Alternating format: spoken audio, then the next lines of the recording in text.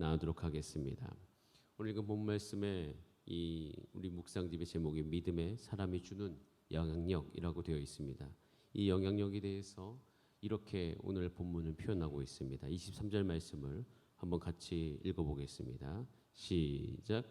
왕이 심히 기뻐서 명하여 다니엘을 굴에서 올리라 하매 그들이 다니엘을 굴에서 올린즉 그의 몸이 조금도 상하지 아니하였으니 이는 그가 자기의 하나님을 믿음이었더라. 아멘. 믿음의 사람이 주는 영향력, 이것에 대해서 이렇게 표현합니다. 그가 자기의 하나님을 믿었다라고 되어 있습니다. 여러분, 우리의 삶에 나오는 우리의 모든 믿음의 영향력은 우리가 하나님을 믿음으로 말미암아 하는 모든 행동과 삶으로부터 나오게 되어집니다. 여러분 삶을 통하여서 하나님의 살아계심, 하나님의 능력이 드러나는 그런 놀라운 삶을 사는 여러분 되시기를 바랍니다. 여러분, 그러기 위해서 오늘 이 본문은 이 믿음의 영향력 있는 삶에 대해서 세 가지로 우리 가운데 보여주고 있는 것을 볼 수가 있습니다. 16절 말씀에 이렇게 되어 있습니다. 이에 왕이 명령함에 다니엘을 끌어다가 사자굴에 던져 넣는지라 라고 되어 있습니다. 왕은 마음이 지금 복잡합니다. 왜냐하면 다니엘을 넣고 싶지 않거든요. 그런데 넣을 수밖에 없습니다. 왜냐하면 이미 왕의 명령으로 말미암아 더 이상 바꿀 수 없는 법이 발동되었기 때문이에요. 그래서 여러분 참 신기하죠. 넣기 싫은데 결국 다니엘을 굴에 넣은 자는 누구냐면 왕입니다. 왕이 명령했습니다. 여러분, 이쯤 되면 왕이라는 사람이 굴에 넣을 수도 있는 사람이요, 굴에 넣지 못하게 만들 사람이 왕이라는 것을 알 수가 있습니다. 자, 이렇게 되면 다니엘이 굴에 들어가기 전에 이 왕의 명령을 두려워할 수도 있지 않겠습니까? 그런데 다니엘의 모습 속에서는 그 왕을 두려워하는 모습이 전혀 없습니다. 다니엘은 지금 왕을 결코 두려워하지 않습니다. 모든 어떤 권력 속에서도 자기를 굴에 넣을 자가 왕인 줄 알면서도 불구하고 왕의 명령에 순종하지 않습니다. 왜냐하면 다니엘의 모든 삶 가운데 그 마음 자체는 누구를 두려워하고 있냐면 하나님을 두려워하고 있기 때문이에요. 다니엘의 삶은 하나님을 경외하는 삶입니다. 여러분, 다니엘이 왕의 명령을 계속 안 들었을까요? 전에? 아니죠. 그렇지 않습니다. 이 명령은 굉장히 불법적인 명령이고 또한 이 명령 자체의 목적은 다니엘, 즉 왕에게 총애를 받는, 그리고 이 다니엘이라는 사람은 나라가 바뀌었음에도 불구하고 바벨론이 멸망하고 새로운 시대가 왔음에도 불구하고 그 다니엘을 그 왕이 등용해서 쓰고 있다는 거예요. 아주 중요한 위치에. 그러니 그 함께 있었던 모든 정치 권력 안에서 그 다니엘을 얼마나 미워했겠습니까? 그러니까 이 다니엘을 제거하고자 하는 법이 발동된 것이죠. 그런 것에는 순종하지 않았지만 결국 다니엘은 이전에 그 왕에게 좋은 어떤 정치적인 권고를 하고 영향력이 대단했을 것입니다. 그런데 그 모든 삶의 기반에 있었던 가장 중요한 삶의 태도는 하나님을 경외하는 삶이에요. 하나님을 경외하는 삶.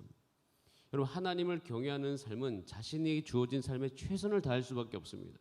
하나님을 경외하는 마음, 하나님 앞에 내가 하나님의 말씀을 경외하는 자로 가정에 있을 때 가정 안에서 최선을 다할 수밖에 없습니다. 남성으로서 살아갈 때 가정에 충실하고, 근데 가정에 충실한다 이 말을 하나님을 경외하는 마음을 가지고 가정에 임한다라고 바뀌었을 때는 또 다른 모습들이 그 안에서 더 나오는 것이에요. 여러분, 하나님을 경외하는 마음으로 우리가 직장 생활에서 일을 할 때 우리의 삶의 태도가 어떻겠습니까? 여러분, 영향력 있는 모든 삶 안에 가장 기반이 되는 것은 이 세상의 그 어떠한 것이 우리 가운데 온다 할지라도 가장 우리에게 영향력이 있고 두려워할 존재는 바로 하나님이시다라는 것이에요. 여러분, 사도행전 4장 13절 14절에 하나님을 경외하는 삶, 또 하나님을 인식하는 삶의 모습 고백이 나옵니다. 우리 같이 한번 읽어보겠습니다. 시작.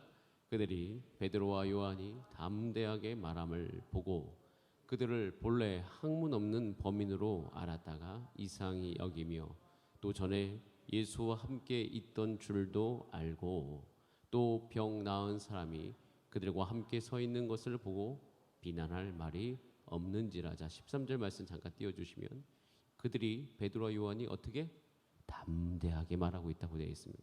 너무 놀랄만한 일입니다. 여러분, 베드로는요 불과 몇 달 전, 뭐 한 달 좀 전에 그 담대함이 없었어요. 근데 이들 삶 가운데 결국 이 모든 과정을 통하여서 그 안에 싹트게 된, 결국 담대하게 만든 가장 큰 원인은 하나님을 경외하는 마음, 하나님 아버지를 인식하는, 하나님이 여기 계시다고 생각하는 그 모든 것이 그 안에 있었기 때문입니다.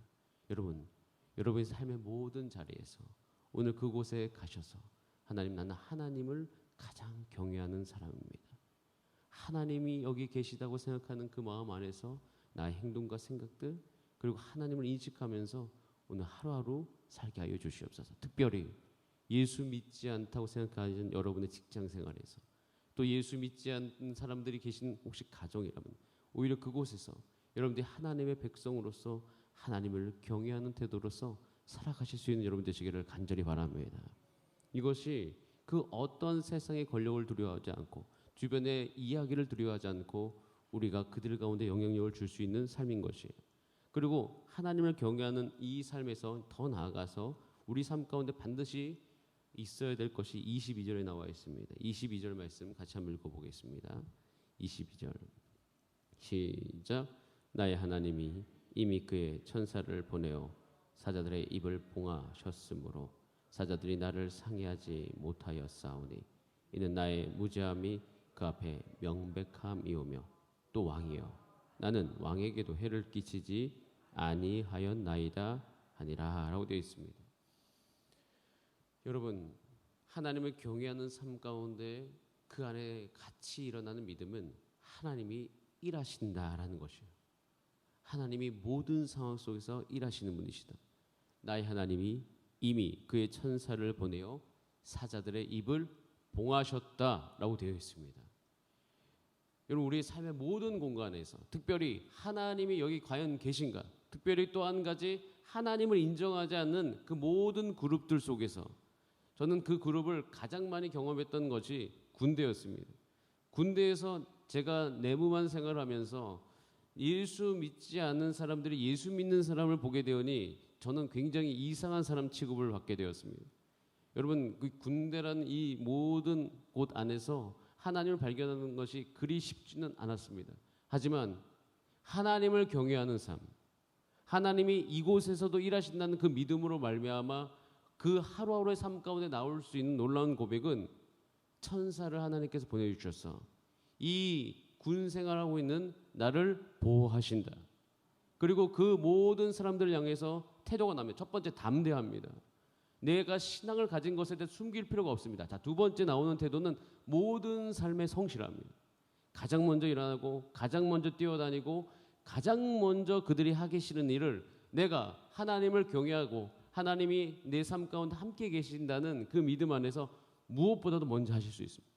여러분, 저는 가장 감동이 받는 것은 예수 믿지 않는 곳에서 홀로 예수님 믿으면서 그 가정 안에서 살아가시는 그 권사님들, 집사님들, 장로님들 바라볼 때마다 감동이 있습니다. 왜냐하면 그들은 더 수고하거든요. 정말 하나님을 경외하는 마음으로 또 하나님께서 일하신다는 그 믿음 안에서 자기에게 있는 모든 육체적인 그 모든 에너지를 다 끌어올려가지고 살고 계신 모습들을 보게 되어집니다. 누구보다 먼저 부지런하세요. 누구보다 먼저 일어나시고 가정을 위해서 헌신하시고 하는 그 모든 과정을 통하여서 여러분 어떠한 일이 일어납니까? 영향력이 흘러갑니다. 하나님을 믿는 백성의 삶이란 저런 거구나. 어떻게 내가 보더라도 한 인간이지만 한계가 있는 인간인 거 다 인정하지만 저렇게 살 수가 있을까라는 생각이 주변으로부터 있게 되어지는 것. 주변에 그런 생각을 하는 사람들이 생기는 것이죠.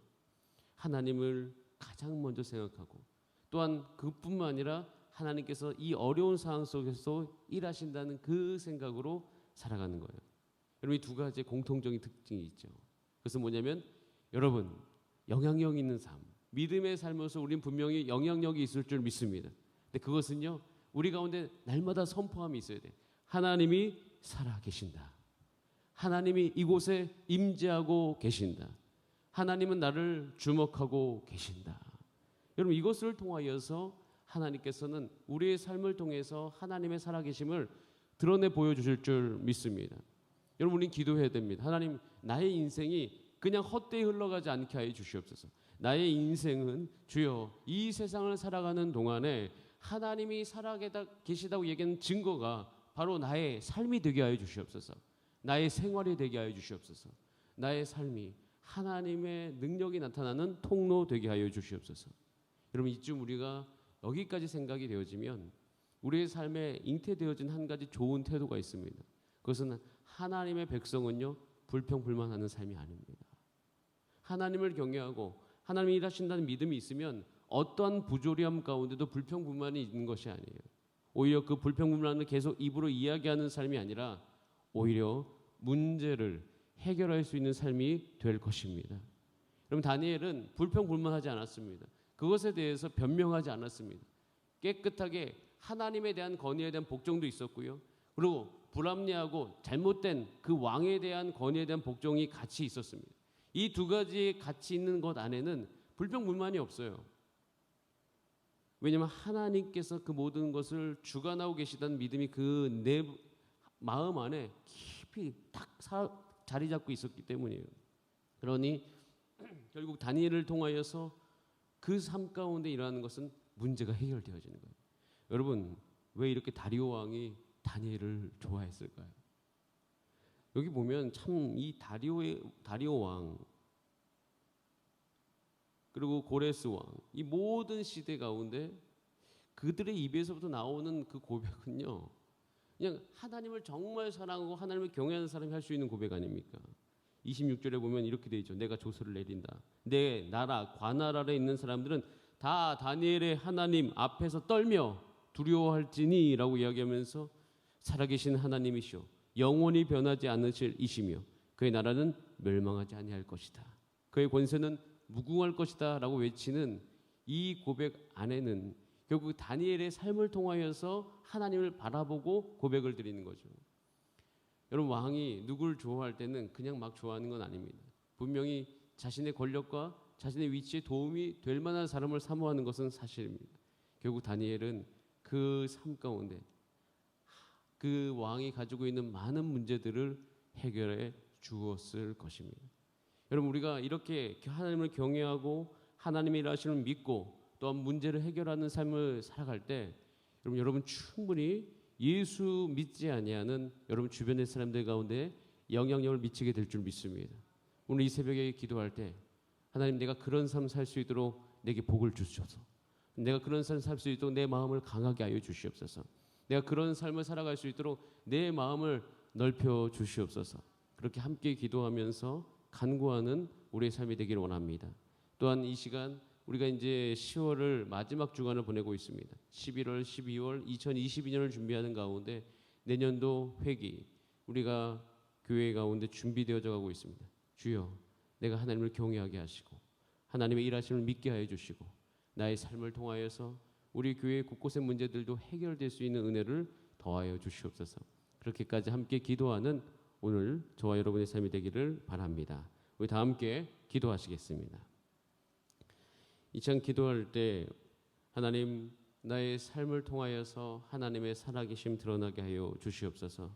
또한 간구하오니 오늘은 수능 24일 전입니다. 하나님, 모든 수험생 가운데 하나님께서 보호하여 주시고 특별히 그들이 더 이 모든 기간을 통해서 하나님을 알고 발견해 갈 수 있도록 인도하여 주시옵소서. 우리 그렇게 이 시간 주 앞에 주여 한번 부르신 다음에 합심으로 기도하시겠습니다.